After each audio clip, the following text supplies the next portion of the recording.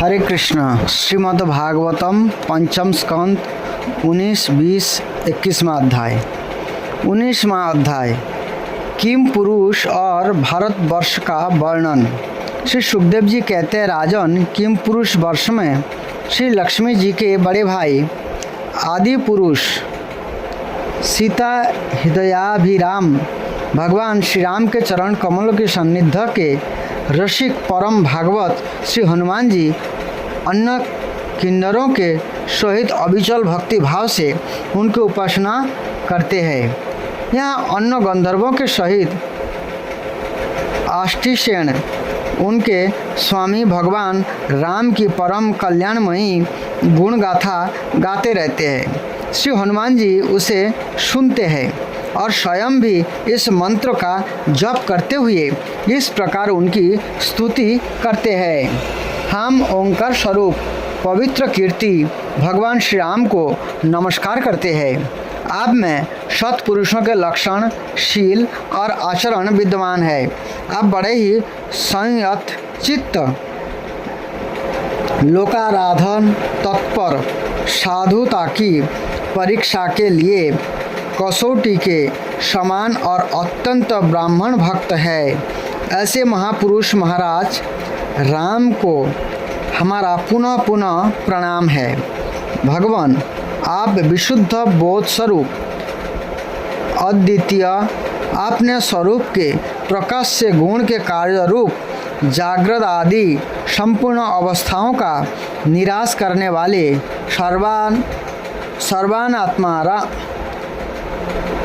सर्वांतरात्मा परम शांत शुद्ध बुद्धि से ग्रहण किए ज्ञान योग्य, नाम रूप से रहित और अहंकार शून्य है। मैं आपकी शरण में हूँ। प्रभु, आपका मनुष्य अवतार केवल राक्षसों के वध के लिए ही नहीं है। इसका मुख्य उद्देश्य तो मनुष्य को शिक्षा देना है। अन्यथा आपने स्वरूप में ही रमण करने वाले साक्षात जगदात्मा जगदीश्वर को सीता जी के वियोग में इतना दुख कैसे हो सकता था। आप धीर पुरुषों के आत्मा और प्रियतम भगवान वासुदेव है। त्रिलोक की किसी भी वस्तु में आपकी आसक्ति नहीं है। आप ना तो सीता जी के लिए मोह के ही प्राप्त हो सकते हैं और ना लक्ष्मी जी का त्याग ही कर सकते हैं। आपके ये व्यापार केवल लोक शिक्षा के लिए ही है। लक्ष्मणाग्रज, उत्तम कुल में जन्म, सुंदरता, वाक चातुरी, बुद्धि और श्रेष्ठ जनी, इनमें से कोई भी गुण आपकी प्रसन्नता का कारण नहीं हो सकता। यह बात दिखाने के लिए ही आपने इन सब गुणों से रहित हम वनवासी वानरों से मित्रता की है। देवता, असुर, वानर अथवा मनुष्य कोई भी हो, उसे सब प्रकार से श्री राम रूप आपका ही भजन करना चाहिए, क्योंकि आप नर रूप में साक्षात श्री हरि ही है और थोड़े किए को भी बहुत अधिक मानते हैं। आप ऐसे आश्रित वत्सल है कि जब स्वयं विश्वधाम को सिधारे थे तब समस्त उत्तर कौशल वासियों को भी अपने साथ ही ले गए थे। भारतवर्ष में भी भगवान दयावश नर नारायण रूप धारण करके संयमशील पुरुषों पर अनुग्रह करने के लिए अव्यक्त रूप से कल्प के अंत तक तप करते रहते हैं। उनकी यह तपस्या ऐसी है कि जिससे धर्म, ज्ञान, वैराग्य, ऐश्वर्य, शांति और उपरति की उत्तरोत्तर वृद्धि होकर अंत में आत्मस्वरूप की उपलब्धि हो सकती है। यहाँ भगवान नारद जी स्वयं श्री भगवान के ही कहे हुए शंख और योग शास्त्र के सहित भगवान महिमा को प्रकट करने वाले पांचरात्र दर्शन का सावर्णी मनु को उपदेश करने के लिए भारतवर्ष की वर्णाश्रम धर्मावलंबिनी प्रजा के सहित अत्यंत भक्ति भाव से भगवान श्री नर नारायण की उपासना करते और इस मंत्र का जप तथा स्तोत्रों को गाकर उनकी स्तुति करते हैं। ओंकार स्वरूप ओंकार से रहित निर्धनों के धन शांत स्वभाव ऋषि प्रवर भगवान नर नारायण को नमस्कार है। वे परमहंस के परम गुरु और आत्मा राम के अधीश्वर है। उन्हें बार बार नमस्कार है। यह गाते हैं जो विश्व की उत्पत्ति आदि में उनके कर्ता होकर भी कर्तृत्व के अभिमान से नहीं बांधते, शरीर में रहते हुए भी उसके धर्म भूख प्यास आदि के वशीभूत नहीं होते तथा दृष्टा होने पर भी जिनके दृष्टि दृश्य के गुण दोषों से दूषित नहीं होती, उन असंग एवं विशुद्ध साक्षी स्वरूप भगवान नर नारायण को नमस्कार है। जोगेश्वर हिरण्यगर्भ भगवान ब्रह्मा जी ने योग साधन की सबसे बड़ी कुशलता वही बतलाई है कि मनुष्य अंत काल में देहाभिमान को छोड़कर भक्ति पूर्वक आपके प्राकृत गुण रहित स्वरूप में अपना मन लगावे। लौकिक और परलौकिक भोगों के लालची मूढ़ पुरुष जैसे पुत्र स्त्री और धन की चिंता करके मौत से डरते हैं, उसी प्रकार यदि विद्वानों को भी इस निंदनीय शरीर के छूटने का भय ही बना रहा तो उसका ज्ञान प्राप्ति के लिए किया हुआ सारा प्रयत्न केवल श्रम ही है। अतः अधोक्षज आप हमें अपना स्वाभाविक प्रेम रूप भक्ति योग प्रदान कीजिए, जिससे कि प्रभु इस निंदनीय शरीर में आपकी माया के कारण बद्धमूल हुई दुर्भेद अहंता ममता को हमें तुरंत काट डाले। राजन, इस भारतवर्ष में भी बहुत से पर्वत और नदियां हैं, जैसे मलय, मंगलप्रस्थ, मैनाक, त्रिकूट, ऋषभ, कुटक, कोल्लक, सही, देवगिरी, ऋषमुख, शिशोल, वेंकट, महेंद्र, बारीधार, बिंध, सुक्तिमान, ऋक्षगिरी, पारियात्र, द्रोण, चित्रकूट, गोवर्धन, रेवतक, कुकुप, नील, गोकामुख, इंद्रकिल और कामगिरी आदि। इस प्रकार और भी सैकड़ों हजारों पर्वत है। उनके तट प्रांतों से निकलने वाले नदी और नदियाँ भी अनगिनत है। ये नदियाँ अपने नामों से ही जीव को पवित्र कर देती है और भारतीय प्रजा इन्हीं के जल में स्नान आदि करती है। उनमें से मुख्य नदियाँ ये है चंद्रवसा, ताम्रपणि, अवटोदा, कृतमाला, बैहायसी, कावेरी, बेणी, पयोसिनी, शर्करावर्ता, तुंगभद्रा, कृष्णा, बेना, भीमरथी, गोदावरी, निर्विंधा, पयोष्णी, तापी, रेवा, सुरसा, नर्मदा, चर्मनवती, सिंधु, अंध और सोन नाम के नद महानदी, बेहस्मृति, ऋषिकुल्ला, त्रिशामा, कौशिकी, मंदाकिनी, यमुना, सरस्वती, दृषद्वती, गोमती, सरयू, रोधस्वती, सप्तवती, सुषमा, शतद्रु, चंद्रभागा, मरुद्वृधा, वितस्ता, असिकनी और विश्वा। इस वर्ष में जन्म लेने वाले पुरुषों को ही अपने किए हुए सात्विक, राजस और तामस कर्मों के अनुसार क्रमशः नाना प्रकार की दिव्य मानुष और नार की जनियाँ प्राप्त होती है, क्योंकि कर्मानुसार सब जीवों को सभी जनियाँ प्राप्त हो सकती है। इसी वर्ष में अपने अपने वर्ष के लिए नियत किए हुए धर्म का विधिवत अनुष्ठान करने से मोक्ष तक की प्राप्ति हो सकती है। परीक्षित, संपूर्ण भूतों के आत्मा राग आदि देशों से रहित अनिर्वचनीय निराधार परमात्मा भगवान वासुदेव में अनन्य एवं अहेतु की भक्ति भाव ही यह मोक्ष पद है। यह भक्ति भाव तभी प्राप्त होती है जब अनेक प्रकार की गतियों को प्रकट करने वाली अभिधा रूप हृदय की ग्रंथि काट जाने पर भगवान के प्रेमी भक्तों का संग मिलता है। देवता भी भारतवर्ष में उत्पन्न हुए मनुष्यों की इस प्रकार महिमा गाते हैं। जिन जीवों ने भारतवर्ष में भगवान की सेवा के योग्य मनुष्य जन्म प्राप्त किया है, उन्होंने ऐसा क्या पुण्य किया है, अथवा इन पर स्वयं श्री हरि ही प्रसन्न हो गए हैं। इस परम सौभाग्य के लिए तो निरंतर हम भी तरसते रहते हैं। हमें बड़े कठोर यज्ञ तप व्रत और अनादि करके जो यह तुच्छ स्वर्ग का अधिकार प्राप्त हुआ है, इससे क्या लाभ है। यहाँ तो इंद्रियों के भोगों की अधिकता के कारण स्मृति शक्ति छिन्न जाती है, अतः कभी श्री नारायण के चरण कमलों की स्मृति होती ही नहीं। यह स्वर्ग तो क्या, यहाँ की निवासियों की एक कल्प की आयु होती है, किंतु वहाँ से फिर संसार चक्र में लौटना पड़ता है।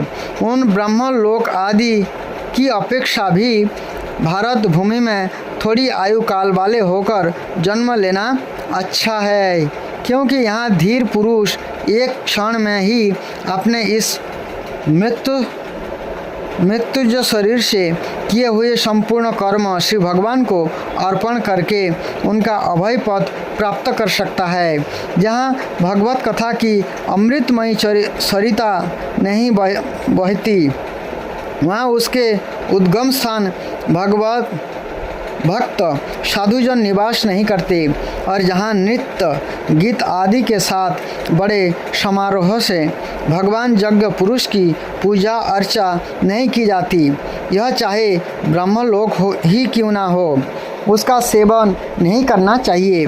जिन जीवों ने इस भारतवर्ष में ज्ञान अर्थात विवेक बुद्धि तदनुकूल कर्म तथा उस कर्म के उपयोगी द्रव्य आदि सामग्री से संपन्न मनुष्य जन्म पाया है, वे यदि आवागमन के चक्र से निकालने का प्रयत्न नहीं करते तो वैद की फांसी से छूटकर भी फल आदि के लोभ से उसी वृक्ष पर विहार करने वाले वनवासी पक्षियों के समान फिर बंधन में पड़ जाते हैं। वह इन भारतवासियों का कैसा सौभाग्य है जब ये यज्ञ में भिन्न भिन्न देवताओं के उद्देश्य से अलग अलग भाग रखकर विधि मंत्र और द्रव्य आदि के जोग से श्रद्धा पूर्वक उन्हें हवि प्रदान करते हैं। तब इस प्रकार इंद्र आदि भिन्न भिन्न नामों से पुकारने जाने पर संपूर्ण कामनाओं के पूर्ण करने वाले स्वयं पूर्ण काम श्री हरि ही प्रसन्न होकर उस हवि को ग्रहण करते हैं। यह ठीक है कि भगवान सकाम पुरुषों के मांगने पर उन्हें अभिष्ट पदार्थ देते हैं, किंतु वह भगवान का वास्तविक दान नहीं है, क्योंकि उन वस्तुओं को पा लेने पर भी मनुष्य मन में पुनः कामनाएं होती ही रहती है। इसके विपरीत जो इनका निष्काम भाव से भजन करते हैं, उन्हें तो वे साक्षात अपने चरण कमल ही दे देते हैं, जो अन्य समस्त इच्छाओं के समाप्त कर देने वाले हैं। अतएव स्वर्ग सुख भोग लेने के बाद हमारे पूर्वकृत यज्ञ प्रवचन और शुभ कर्मों से यदि कुछ भी पुण्य बचा हो तो उसके प्रभाव से हमें इस भारतवर्ष में भगवान की स्मृति से युक्त मनुष्य जन्म मिले, क्योंकि श्रीहरि अपना भजन करने वालों का सब प्रकार से कल्याण करते हैं। श्री सुखदेव जी कहते हैं, राजन, राजा सगर के पुत्र ने अपने यज्ञ के घोड़े को ढूंढते हुए इस पृथ्वी को चारों ओर से खोदा था। उससे जम्बूद्वीप के अंतर्गत ही 8 उपद्वीप और बन गए, ऐसा कुछ लोगों का कथन है। ये स्वर्णप्रस्थ चंद्र शुक्ल आवर्तन, रमणक, मंद रहरिण, पंचजन्य, सिंहल और लंका है। भरत श्रेष्ठ, इस प्रकार जैसा मैंने गुरु मुख से सुना था, ठीक वैसा ही तुम्हें यह जम्बूद्वीप के वर्षों का विभाग सुना दिया। 20वां अध्याय, अन्य 6 द्वीप तथा लोक पर्वतों का वर्णन। श्री सुखदेव जी कहते हैं, राजन, आप परिणाम, लक्षण और स्थिति के अनुसार पलक्षा आदि अन्य द्वीपों के वर्ष विभाग का वर्णन किया जाता है। जिस प्रकार मेरू पर्वत जम्बूद्वीप से घिरा हुआ है, उसी प्रकार जम्बूद्वीप भी अपने ही समान परिमाण और विस्तार वाले खारे जल के समुद्र से परिवेष्टित है। फिर खाई जिस प्रकार बाहर के उपवन से घिरी रहती है, उसी प्रकार क्षर समुद्र भी अपने धुने विस्तार वाले प्लक्ष द्वीप से घिरा हुआ है। जम्बू द्वीप में जितना बड़ा जामुन का पेड़ है, उतने ही विस्तार वाला यहाँ सुवर्णमय प्लक्ष अर्थात पाकर का वृक्ष है। उसी के कारण इसका नाम प्लक्ष द्वीप हुआ है।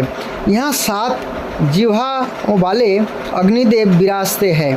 इस द्वीप के अधिपति प्रियव्रत पुत्र महाराज युधिष्ठिर थे, जिन्होंने इसको 7 वर्षों में विभक्त किया और उन्हें उन वर्षों के समान ही नाम वाले अपने पुत्र को सौंप दिया तथा स्वयं आध्यात्म योग का आश्रय लेकर उपरत हो गए।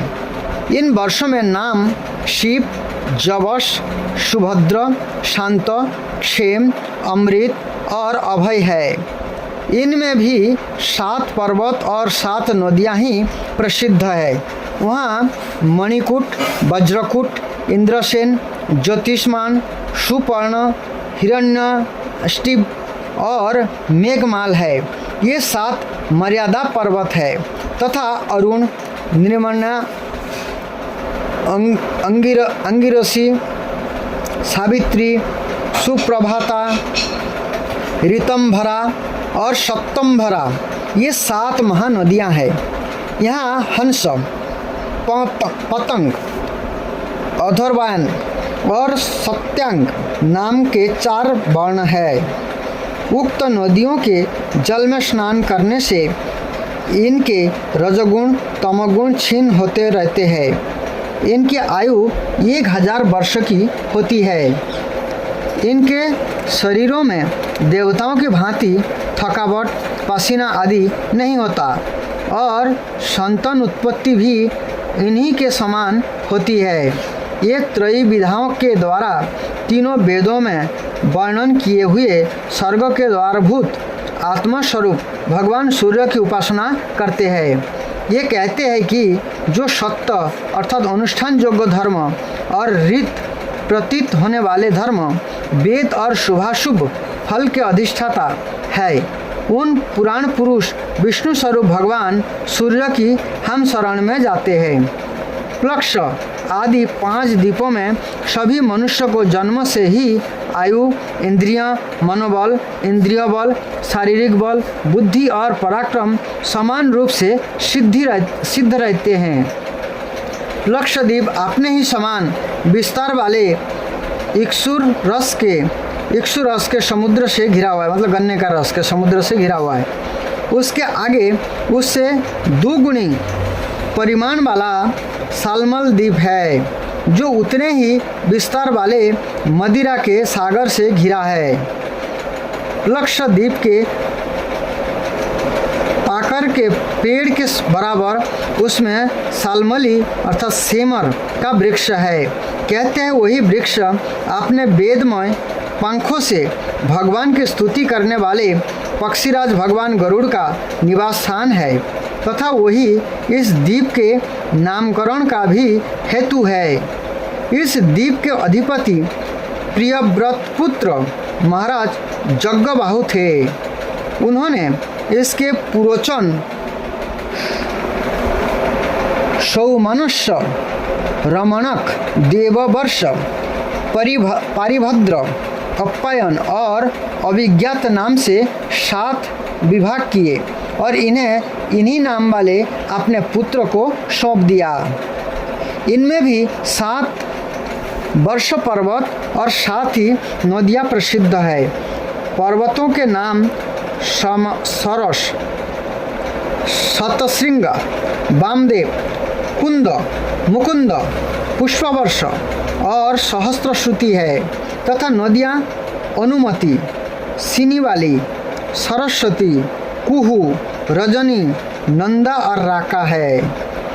इन वर्षों में रहने वाले श्रुतधर, बीरजधर, वसुंधर और ईशनधर नाम के 4 वर्ण वेदमय आत्मस्वरूप भगवान चंद्रमा की वेद मंत्र से उपासना करते हैं और कहते हैं,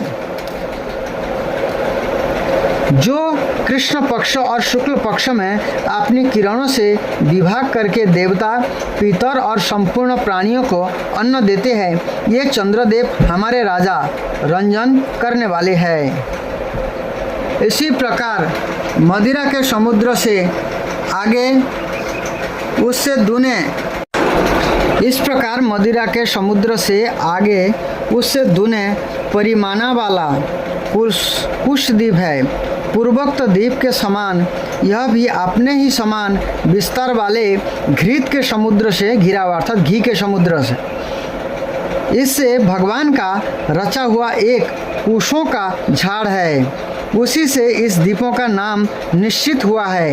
यह दूसरे अग्निदेव के समान अपनी कमल शिखाओं की क्रांति से समस्त दिशाओं को प्रकाशित करता रहता है। राजन, इस द्वीप के अधिपति प्रियव्रत पुत्र महाराज हिरण्यरेता थे। उन्होंने इसके 7 विभाग करके उनमें से एक अपने 7 पुत्र वसु, वसुदान, दृढ़रुचि, नाभिगुप्त, सुप्तव्रत, विविक्त और वामदेव को दे दिया और स्वयं तप करने चले गए। उनकी सीमाओं को निश्चय करने वाले 7 पर्वत है और 7 ही नदियां हैं। पर्वतों के नाम चक्र, चतुर्श्रृंग, कपिल, चित्रकूट, देवानिक, ऊर्ध्वरोमा और द्रविण है। नदियों के नाम है रसकुल्ला, मधुकुल्ला, मित्रवृंदा, श्रुतिविंदा, देवगर्भा, घृतच्युता और मंत्रमाला। इनके जल में स्नान करके पुरुष द्वीपवासी कुशल, कोबित, अभियुक्त और कुलक वर्ण के पुरुष अग्नि स्वरूप भगवान हरि का यज्ञ आदि कर्म कौशल के द्वारा पूजन करते हैं तथा इस प्रकार स्तुति करते, अग्नि आप पर ब्रह्म को साक्षात हवि पहुँचाने वाले हैं। अतः भगवान के अंगभूत देवताओं के जजन द्वारा आप उन महापुरुषों का ही जजन करें। राजन, फिर घृत समुद्र से आगे उससे द्विगुण परिमाण वाला कौंच द्वीप है। जिस प्रकार कुश द्वीप घृत समुद्र से घिरा हुआ है, उसी प्रकार यह अपने ही समान विस्तार वाले दूध के समुद्र से घिरा हुआ है। यहाँ क्रौंच नाम का एक बहुत बड़ा पर्वत है, उसी के कारण इसका नाम क्रौंच द्वीप हुआ है।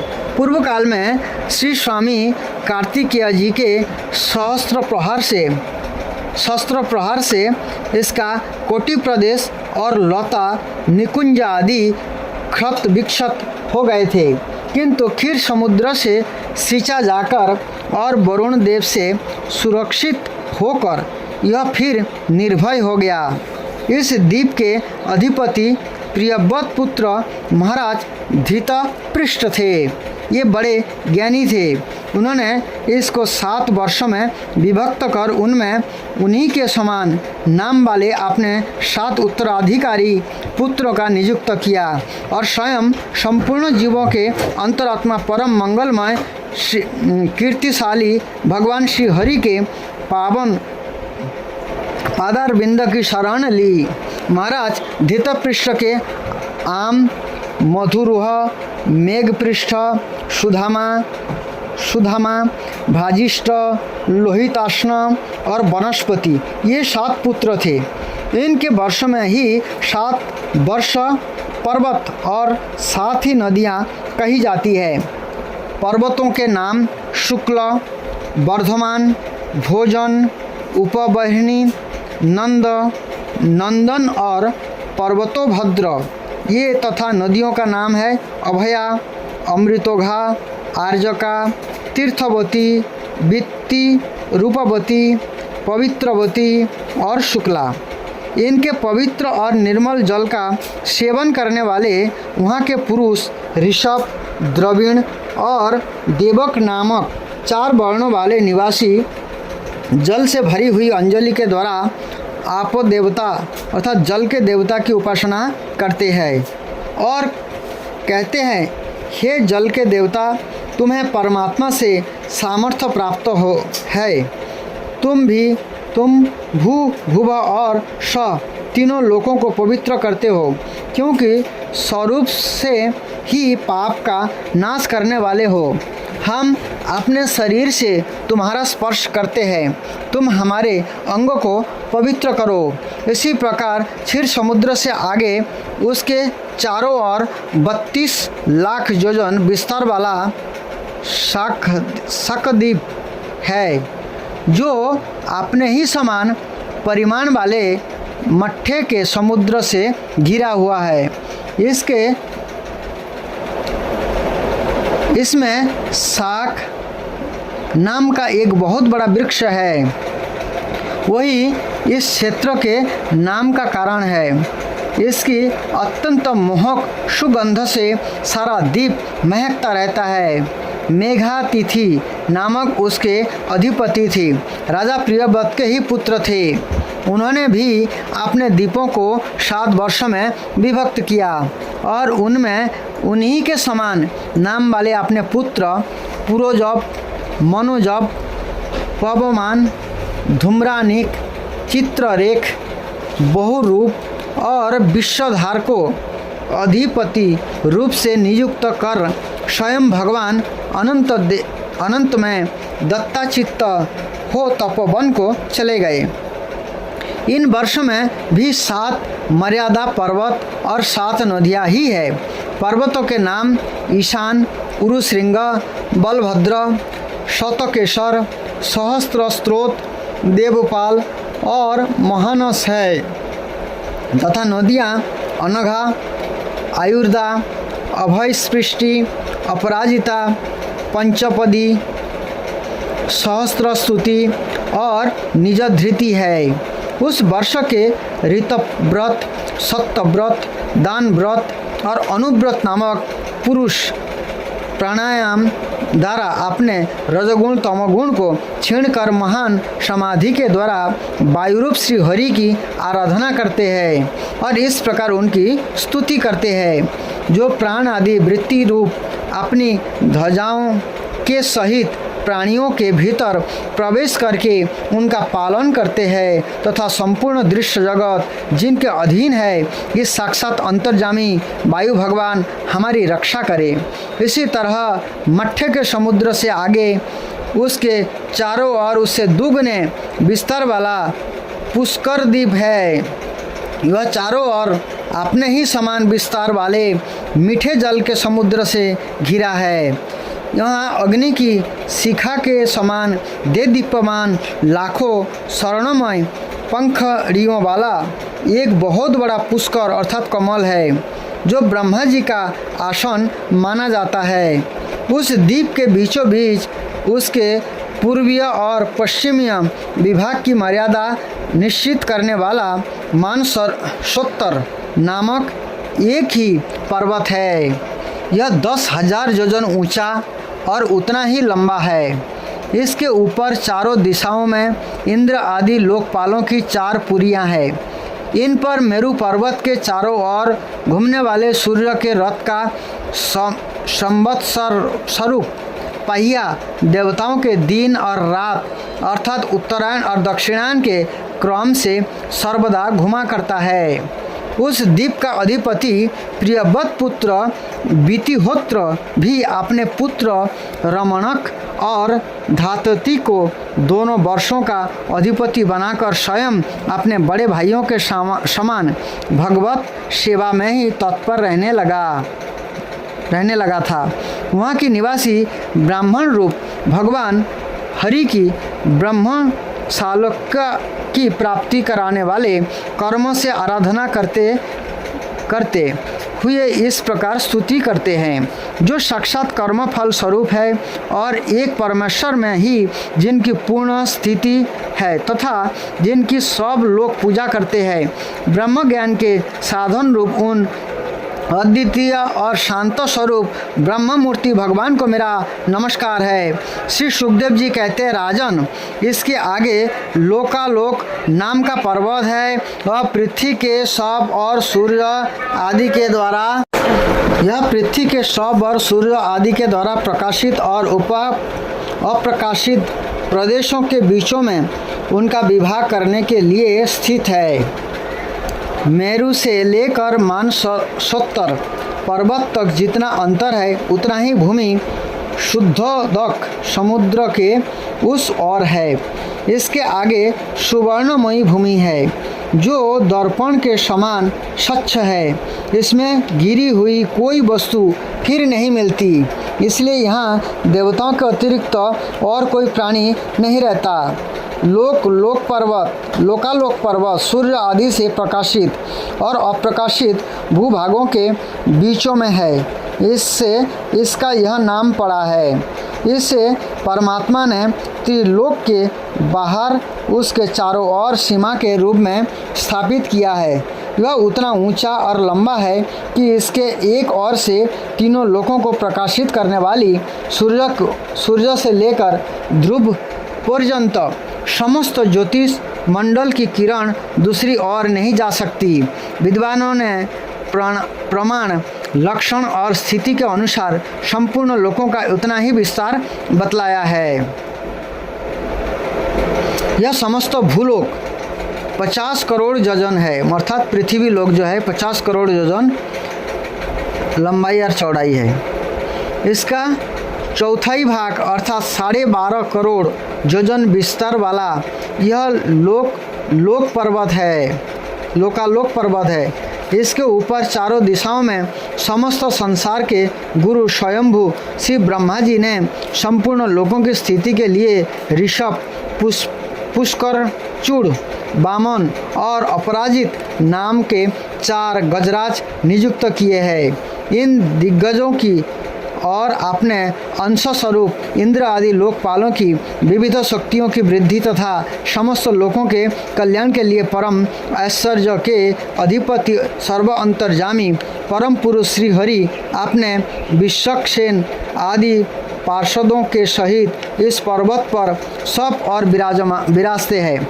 ये अपने विशुद्ध सत्य श्री विग्रह को जो धर्म, ज्ञान, वैराग्य और ऐश्वर्य आदि 8 महासिद्धियों से संपन्न है, धारण किए हुए है। उनके कर कमलों में शंख, चक्र आदि आयुध सुशोभित है।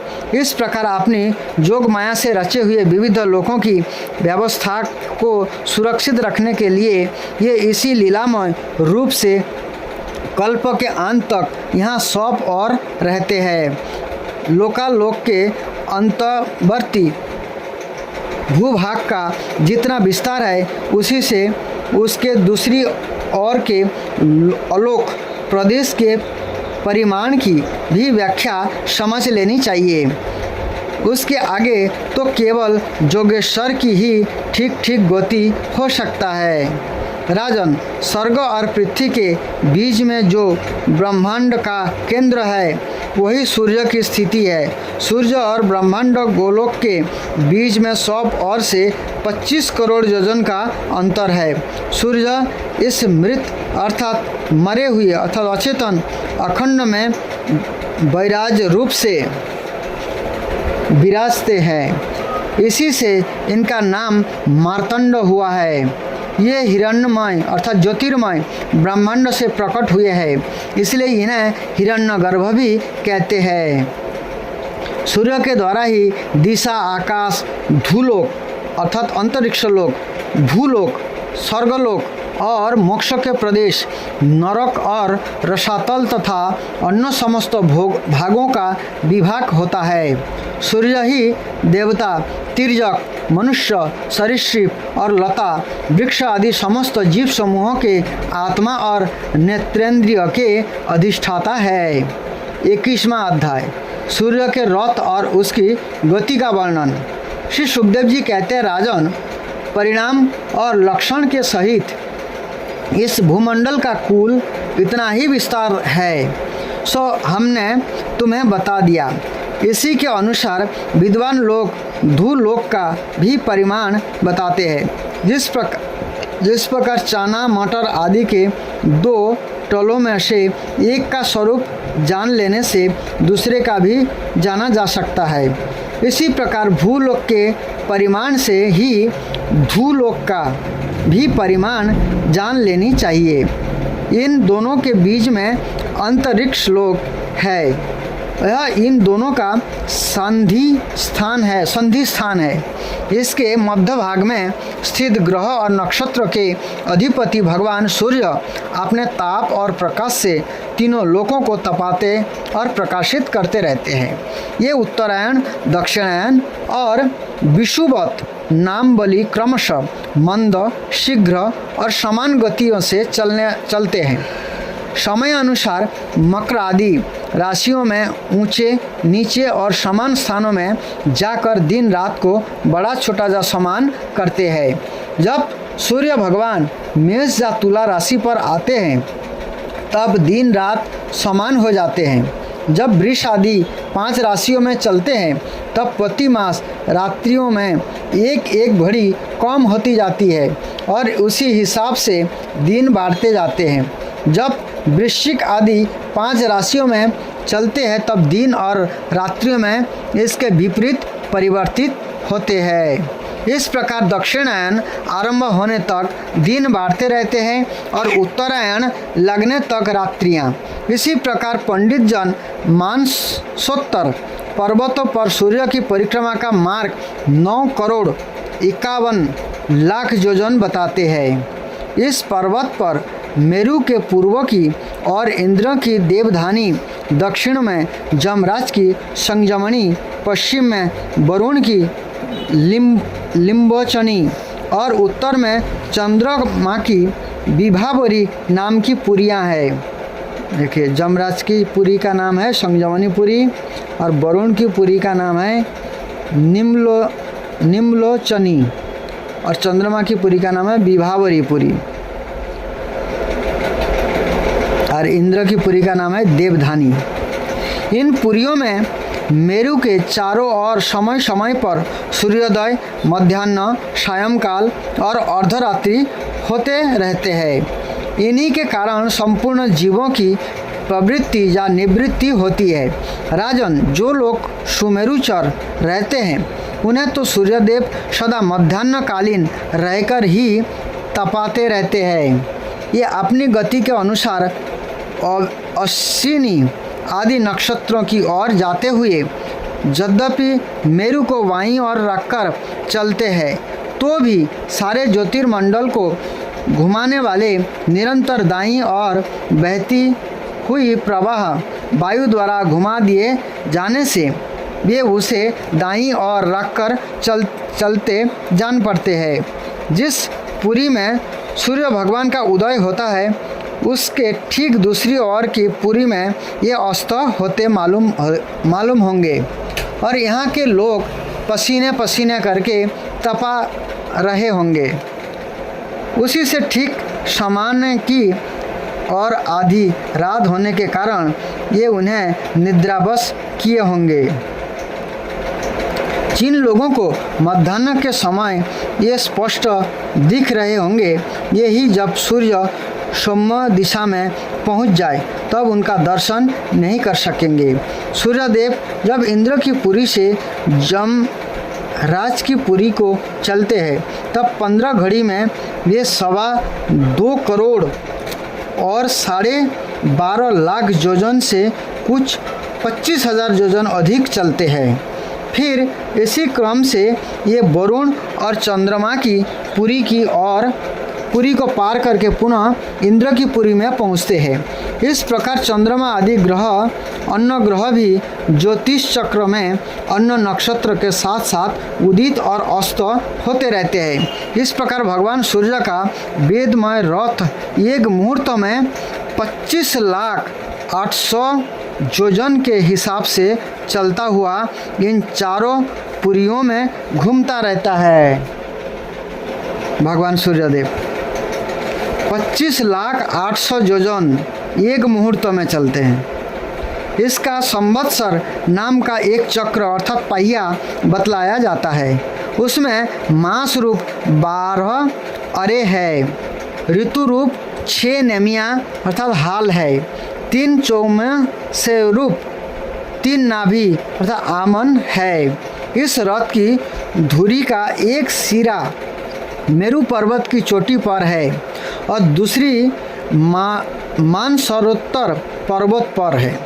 इसमें लगा हुआ यह पहिया कल्हू के पहिए के समान घूमता हुआ मानसोत्तर पर्वत के ऊपर चक्कर लगाता है।